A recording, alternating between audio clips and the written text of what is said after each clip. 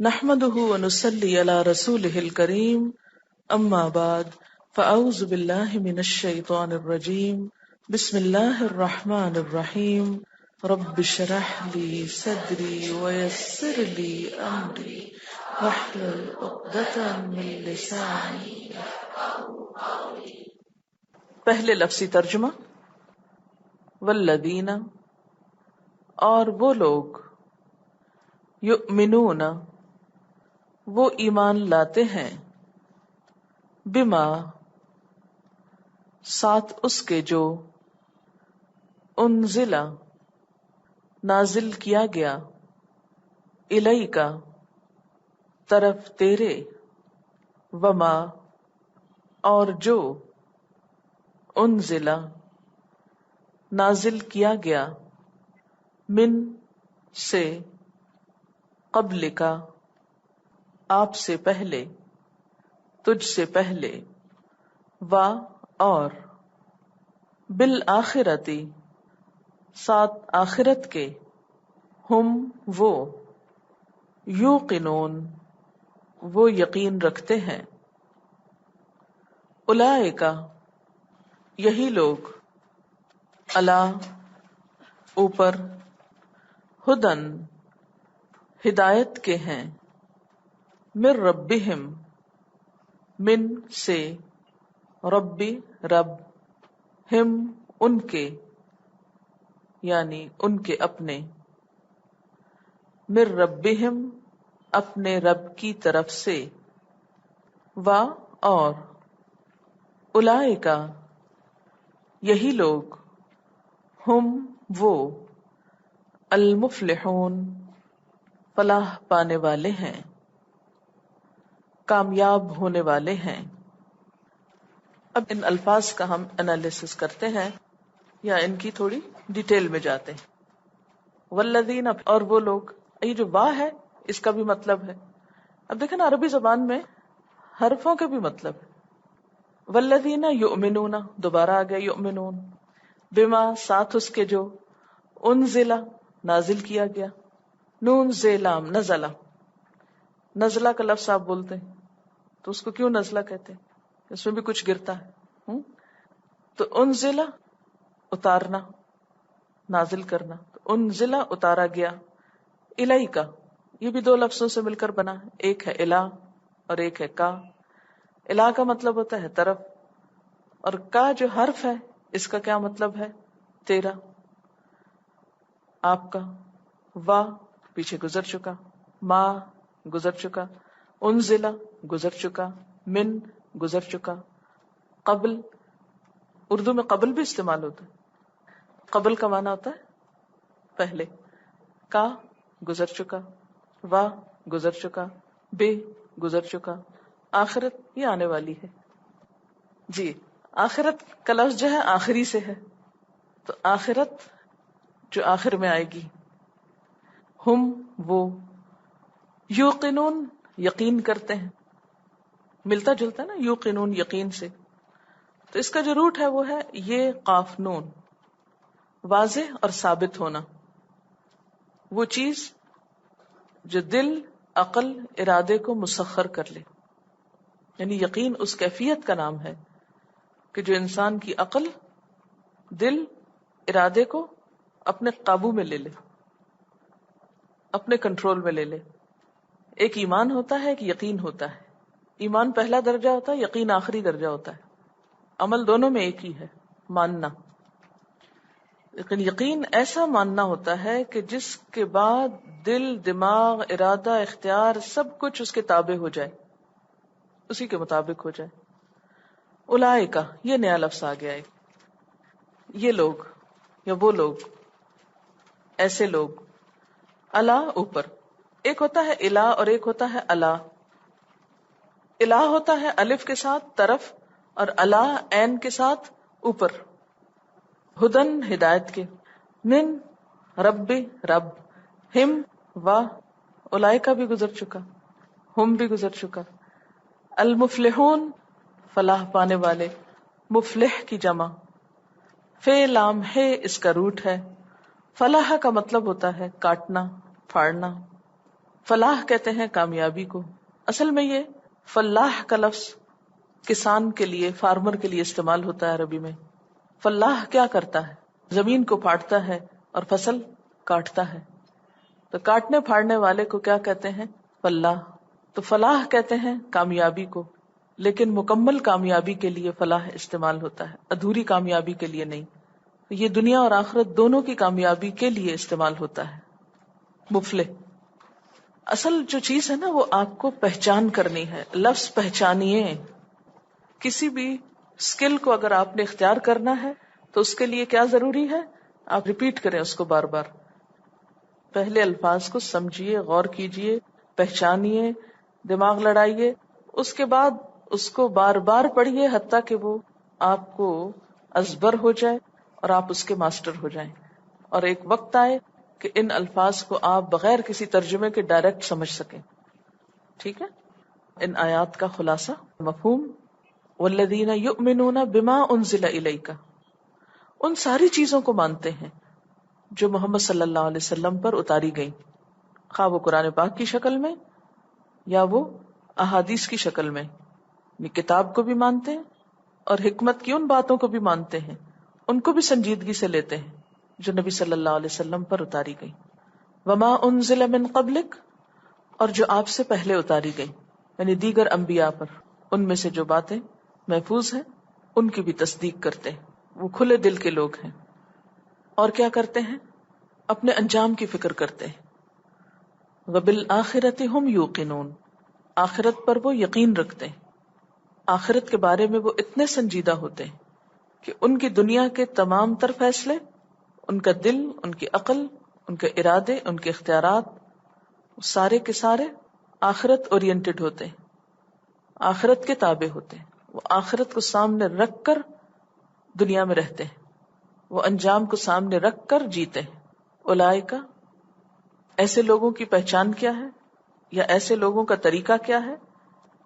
علی ھدی من ربہم، یہ اپنے رب کی طرف سے آئی ہوئی ہدایت پر ہیں، یہ ہدایت یافتہ لوگ ہیں. ان کا انجام کیا ہوگا؟ وَأُولَئِكَ هُمُ الْمُفْلِحُونَ، یہ لوگ فلاح پائیں گے، کامیاب ہو جائیں گے، یہ عظیم الشان کامیابی پائیں گے. اب ذرا دوبارہ ان آیات کو دیکھتے ہیں. اطاعت کا ایسا مقام ہے کہ جو کچھ بھی اللہ کے رسول صلی اللہ علیہ وسلم پہ آیا وہ سب لینے کو تیار ہے. کوئی شرطیں نہیں لگاتے کہ صرف قرآن کی مانیں گے، آپ کی نہیں مانیں گے. نہیں.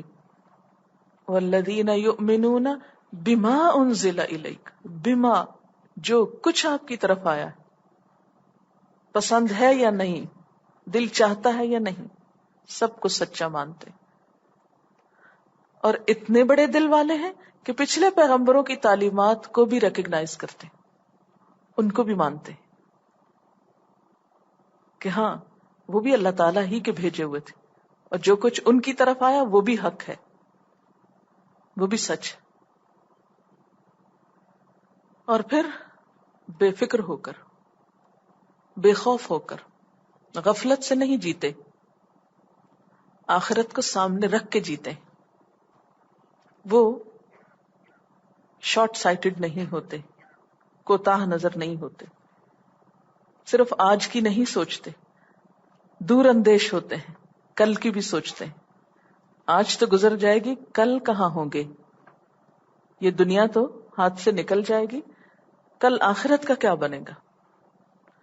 وہ فیصلے آج کے فائدوں کو سامنے رکھ کے نہیں کرتے، وہ کل کی زندگی کو سامنے رکھ کے اپنی زندگی گزارتے. اس لیے کہ ہمارا کل کیا ہے جیسا ہمارا آج ہے. آج کیا ہے؟ مثلاً اگر آپ کے ہاتھ میں کاغذ ہے اور اس پر آپ کچھ لکھ رہے ہیں تو یہ آپ کا آج ہے. کل اس ورقے کو الٹا دیا جائے گا، جو آج لکھیں گے وہ کل دکھا دیا جائے گا، بعین ہی وہی، نہ کم نہ زیادہ. وہ آج سوچ سمجھ کے لکھتے ہیں کہ کل اسی کو دکھا دیا جائے گا. وہ ایک بھی فالتو لائن نہیں لگاتے، داغ دھبے نہیں لگاتے، وہ آخرت کو سامنے رکھ کے کام کرتے ہیں. وبالآخرۃ ہم یوقنون، آخرت نے ان کے دل کو پکڑا ہوا ہے. کنٹرول کیا ہوا ہے. وہ کچھ خواہش کرتے ہیں تو یہ نہیں سوچتے کہ آج اس کا بہت مزہ آئے گا اس لیے کر لو، وہ سوچتے اس مزے کا کل کیا نتیجہ نکلے گا. یہی سوچ ان کو حرام سے روک دیتی. نہیں، حرام کی طرف نہیں جانا، کل اس کا نتیجہ اور انجام بہت برا ہوگا. جھوٹ نہیں بولنا، کل اس کا انجام بہت خراب ہوگا. کسی کو تانا نہیں دینا، کل اس کی پکڑ ہوگی. کسی کا مال نہیں چھیننا، کل واپس دلایا جائے گا. وَبِالْآخِرَةِ هُمْ يُوقِنُونَ. ایسے ہی لوگوں کے لیے اللہ تعالی کی طرف سے کیا خوشخبری ہے؟ ان کو راستہ مل گیا، ان کو منزل مل جائے گی. اولئک علی ھدی من ربہم، یہ اپنے رب کی طرف سے آئی ہوئی ہدایت پہ چل پڑے، یہ ہدایت یافتہ ہو گئے، اب ان کو راستہ مل گیا ہے. ایسے لوگ اب کامیاب ہو کر رہیں گے. وَأُولَئِکَ هُمُ الْمُفْلِحُونَ، یہ اپنی کھیتی جو آج اس دنیا میں لگا رہے ہیں کل کاٹیں گے، کل بہترین فصل کاٹیں گے، یہ پار ہو جائیں گے. ہمیشہ کی خوشیاں ان کو ملیں گی، ہمیشہ کی کامیابی، سرفرازی، عزت، بلندی. وہاں ان کی ہر خواہش پوری ہوگی، وہاں ان کو وہ ملے گا جو یہ چاہیں گے. آج ہم کس کس چیز کی تمنا کرتے ہیں؟ ہمارے پاس ایک اچھا گھر ہو، گھر میں باغ ہو، اچھے لوگ ہوں، اچھے دوست آس پاس ہوں، اچھے انسانوں سے واسطہ ہو، امن ہو، سکون ہو، خوشی ہو، خوشحالی ہو. کوئی چیز جس کی آپ تمنا کریں، جس کا آپ سوچیں، کل قیامت کے دن اولئک ھم المفلحون، وہ سب پا لینے والے ہیں. مفلح جزوی کامیابی کے لیے نہیں، صرف دنیا کی کامیابی کے لیے نہیں، دنیا کے ساتھ آخرت کی کامیابی کے لیے. اس لیے اس کتاب کا پڑھنا ضروری ہے، کیونکہ باقی کتابیں آپ کو دنیا میں کامیاب ہونے کے طریقے تو بتاتی ہیں، کامیاب زندگی گزارنے کے اصول، کامیاب لوگوں کی زندگی کے جو طریقے ہیں. اچھا، میرا آپ سے ایک سوال ہے کہ جب یہ بات آئی کہ یہی لوگ ہدایت پر ہیں اور یہی لوگ کامیاب ہونے والے ہیں، تو کیا اس کا مطلب یہ ہے کہ صرف یہی چند کام کر لینا کافی ہے؟ کون کون سے کام؟ یؤمنون بالغیب ویقیمون الصلاۃ ومما رزقناہم ینفقون، اور والذین یؤمنون بما انزل الیک وما انزل من قبلک وبالآخرۃ ھم یوقنون. کیا روزہ رکھنا ضروری نہیں ہے؟ حج کرنا ضروری نہیں ہے؟ تو وہ یہاں تو کون نہیں لکھا ہوا؟ لکھا ہوا ہے بما انزل الیک. ٹھیک ہے، بما انزل الیک میں لکھا ہوا ہے کہ صرف یہ چند باتیں نہیں، جو کچھ اور بھی باقی قرآن پاک میں آپ کی طرف اتارا گیا ہے یا اس کے علاوہ بھی اتارا گیا ہے، ان سب کو مانتے ہیں.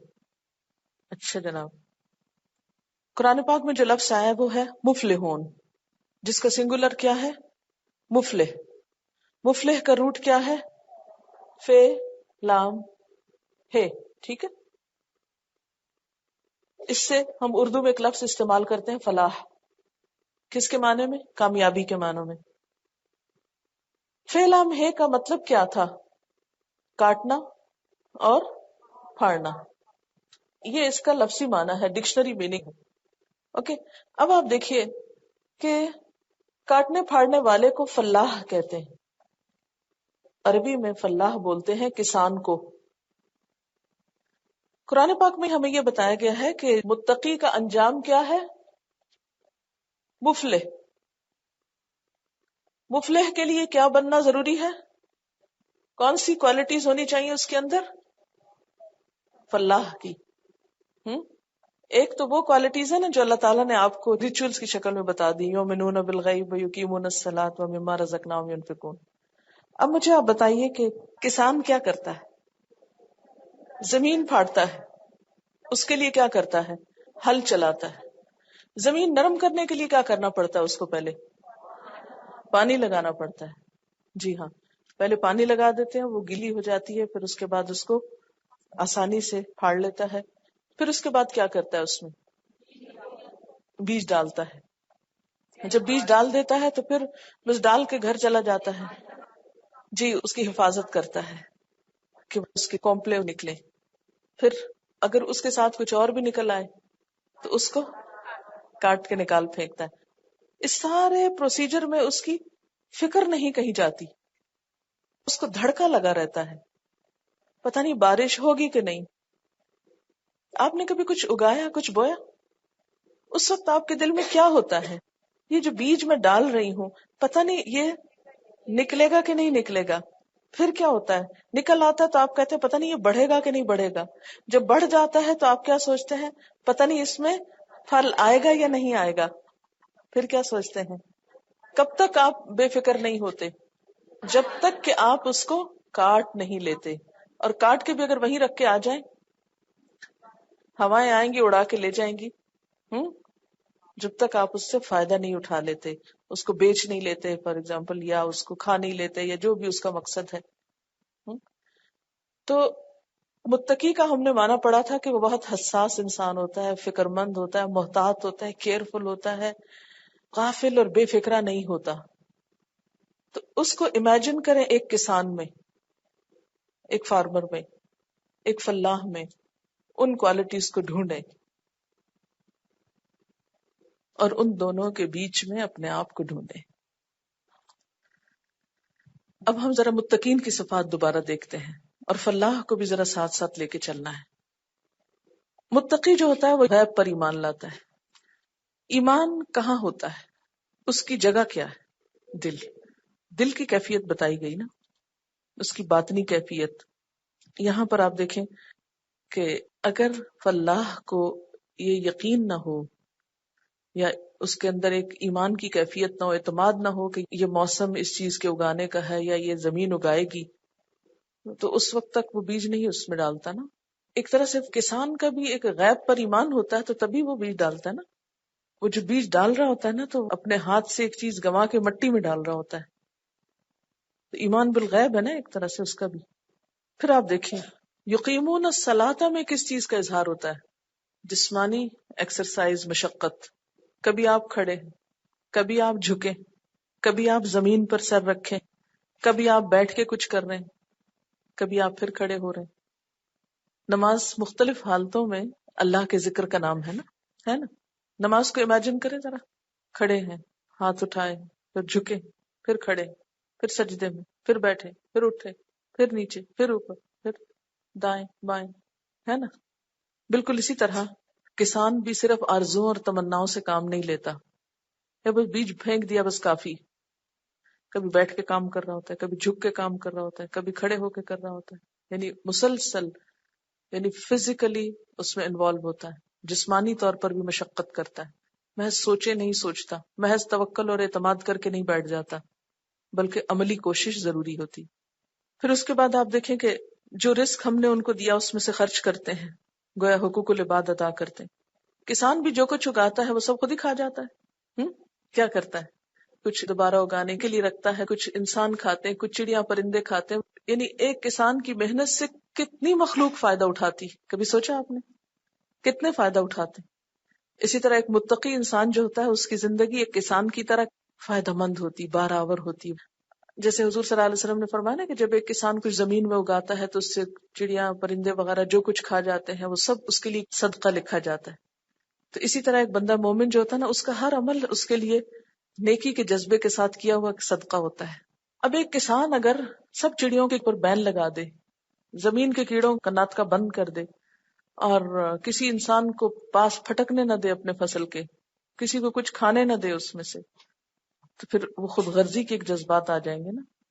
تو ایسے لوگ پھر مفلحون نہیں ہوتے. اور کیا کرتا ہے؟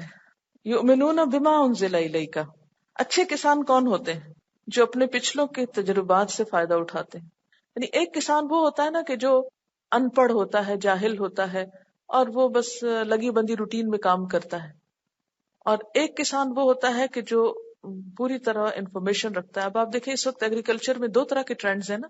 ایک ہمارا بالکل ٹریڈیشنل طریقہ ہے، اور ایک کیا ہے، بہت پڑھے لکھے لوگ جو ایگریکلچر کی فیلڈ میں آ کے بہت ریسرچ کر رہے ہیں.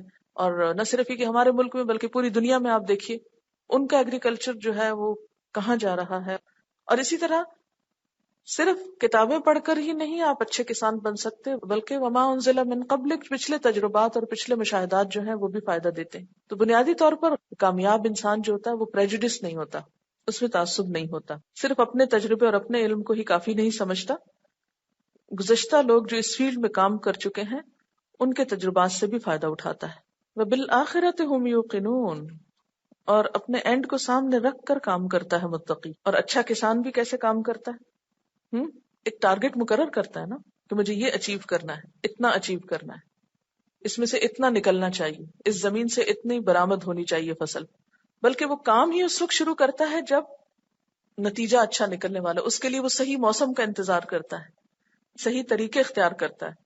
یہ نہیں کہ ایک کسان جو ہے وہ جذباتی ہوتا ہے کہ اس کو بس شوق آ گیا کچھ فصل اگانے کا، وہ نہ دیکھتا سردی ہے، نہ دیکھتا گرمی ہے، نہ دیکھتا دن ہے، نہ دیکھتا رات ہے، بس وہ اندھا دھن ہل چلا رہا ہے اور پانی ڈال رہا ہے. دن کو 12 بجے دوپہر پانی ڈالتا ہے اور بغیر نرم کیے زمین کو پہلے اس میں ہل چلاتا ہے اور ہل توڑتا رہتا ہے اس کے اندر. اور یہ نہیں دیکھتا کہ صحیح موسم ہے بیج ڈالنے کا یا نہیں، بس ڈالو تاکہ کچھ بھی نکلے، وقت ضائع نہ کرو. بلکہ سوچ سمجھ کر صحیح وقت پر صحیح کام کرتا ہے اور پھر اس سے صحیح نتائج برآمد کرتا ہے. علاقے کو بھی دیکھتا ہے، جگہ کو بھی دیکھتا ہے، موسم کو بھی دیکھتا ہے، مختلف چیزوں کو، پھر آگے بڑھتا ہے. اب آپ اپنے آپ کو رکھیے متقی اور کسان کے بیچ میں، اور آپ نے اب یہ ایک کام شروع کیا کتاب پڑھنے کا. آپ کے اندر کیا کوالٹیز ہونی چاہیے؟ سب سے پہلے آپ اپنے اس کام کے حوالے سے ان کوالٹیز کو پرکھیں گے، پھر ہم جنرل لائف کی طرف جائیں گے. دیکھیں نا، جو اس وقت جس مقصد کے لیے یہاں بیٹھے ہیں پہلے اس کو تو حل کر لیں، اس کے بعد باہر کی دنیا میں نکل کے دیکھیں گے کیا کرنا ہے. یؤمنون بالغیب، یہ قرآن کیا ہے؟ غیب وحی کے ذریعے اترا ہے نا. تو اس کتاب پر، اس کام پر جو آپ کرنے چلیں، آپ کا پکا ایمان اور اعتماد ہونا چاہیے کہ یہ فائدہ مند کام.